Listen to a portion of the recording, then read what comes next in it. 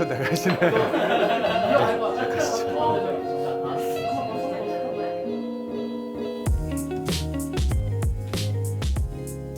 여러 가지로 이제 논란이 많은 얘기긴 한데 저는 개인적으로는 성인이 되면 건강검진을 해야 된다고 생각을 해요. 우선은 보통은 통상적으로는 40대 이후에 건강검진을 많이 합니다. 주로 이제 생애전환기 시기이기 때문에. 근데 이제 우리나라는 여러 가지 질환들이 젊은 나이에, 특히 소화기 질환 같은 경우에는 젊은 나이에도 생기는 경우가 많아서 저는 20대가 되면 건강검진, 물론 이제 모든 걸 다 할 수는 없겠지만 어느 정도의 기본 검진들은 하는 게 좋다고 생각합니다.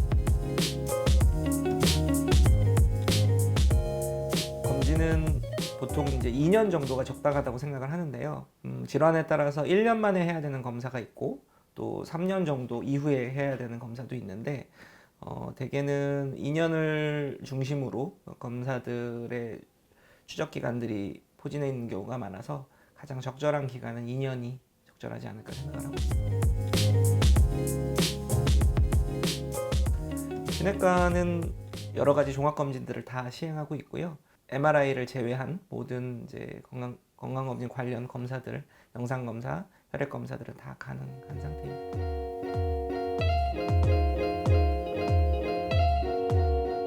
CT 검사, CT 기계가 있고 CT 검사를 시행할 수 있는 방사선사와 CT 촬영을 하면서 생긴 부작용, 합병증에 대처할 수 있는 전문 의사가 있다고 한다면 굳이 대학병원에서 시행할 필요는 없습니다.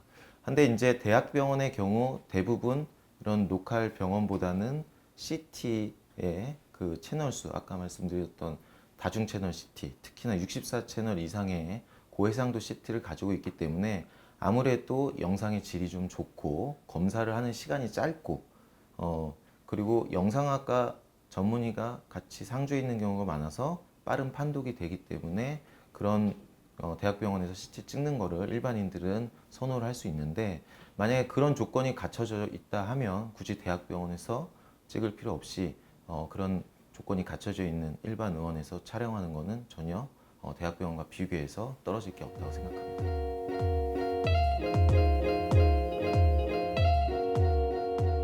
저선량 CT는 말 그대로 조금의 선량을 이용을 해서 CT를 찍는 걸 말합니다. 그래서 일반적인 CT보다 엑스레이 농도를 많이 줄여서 예를 들면은 일반적인 흉부 엑스레이 사진 한 7장에서 한 10장 정도의 방사선 양으로 흉부 전체를 촬영을 한다 이렇게 생각하시면 되겠습니다. 그래서 작은 폐 결절 같은 경우는 엑스레이로는 확인이 어렵기 때문에 CT를 통해서 검진을 하는 것이 좋고 CT를 통해서 검진을 했을 때만이 폐암의 조기 진단율이 올라가는 걸로 되어 있습니다.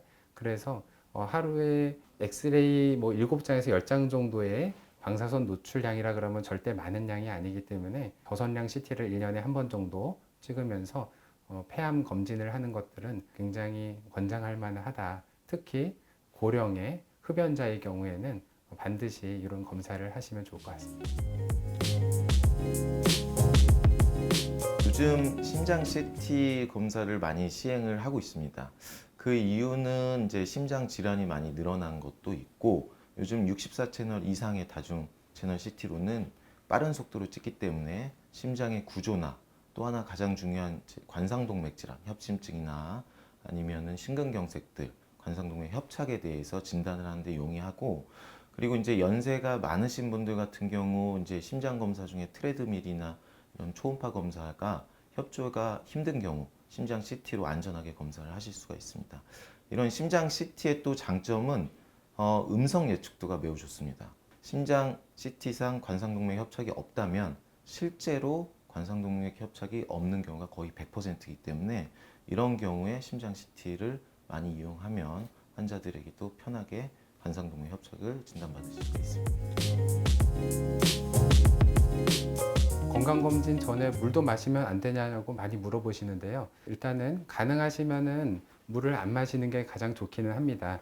우리가 혹시라도 많은 양의 물을 먹었을 때는 혹시라도 내시경이 들어가자마자 환자가 토하거나 그랬을 때 흡인성 폐렴 등 위험한 상황들이 발생할 수가 있기 때문에 위를 가능하면 비워놓은 상태로 검사하는 게 좋고 또 혹시라도 이제 수면으로 하는 경우에는 조금 괜찮겠지만 비수면으로 하는데 위 안에 물이 많이 고여 있다.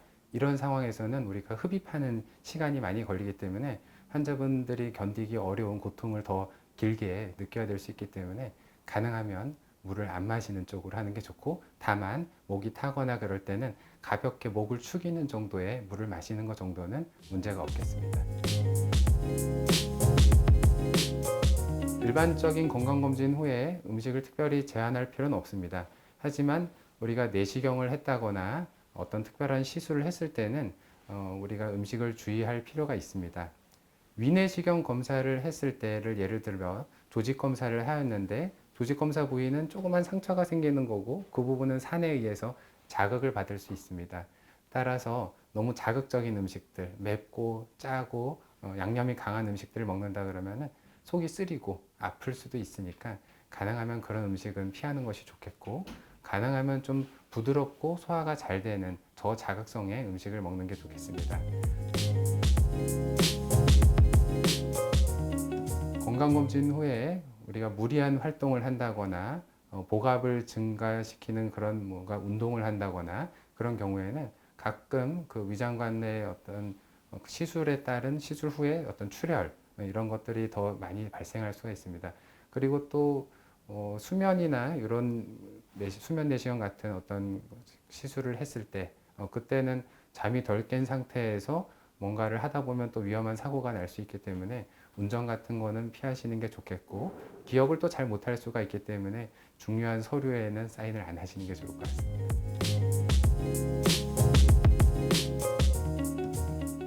혈액 검진이라는 것은 말 그대로 혈액 검사로 검진을 하는 겁니다.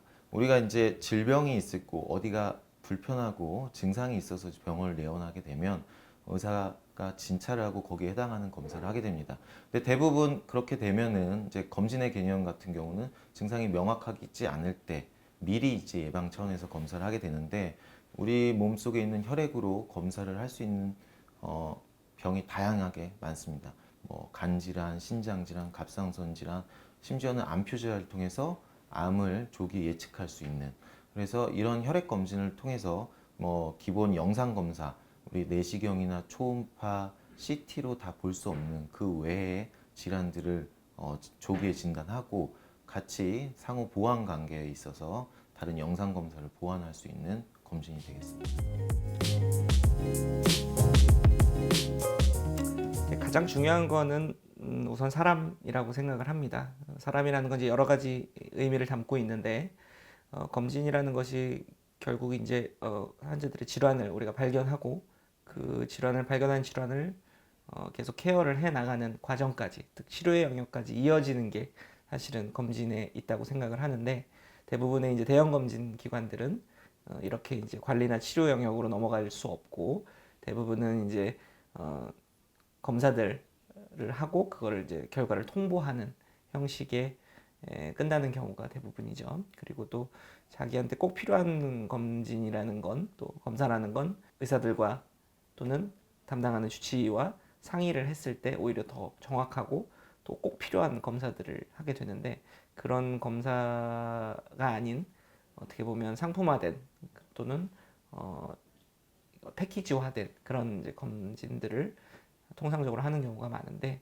저희는 이제 아무래도 개인들이 오셔서 의사들과 우선 면담을 하고 또 검진을 보통 선택을 하기 때문에 아무래도 검진이 개인한테 좀 특화돼서 이루어질 수 있고, 또 검사를 하면서 치료까지도 동시에 이어질 수 있고, 특히 이제 대장 내시경 같은 경우에는 이제 용종들이 있는 경우가 많은데 그 용종 절제 수술까지 보통 진행을 같이 하기 때문에 원스톱으로 진단과 치료가 가능하다. 두 번째로는 이제 검진 이후의 결과, 또 검진 이후에 질환들이 발견됐을 때, 여기는 이제 내과 의원이자 병원이기 때문에 이런 의료기관에서 아예 진료를 계속 이어갈 수 있는 장점이 있어서 검진은 했지만 또 관리 자체가 꾸준히 이어질 수 있고, 또 질환에 대해서는 또 반복적인 추적 검사까지도 이어질 수가 있기 때문에 어떻게 보면 진단과 치료, 관리가 다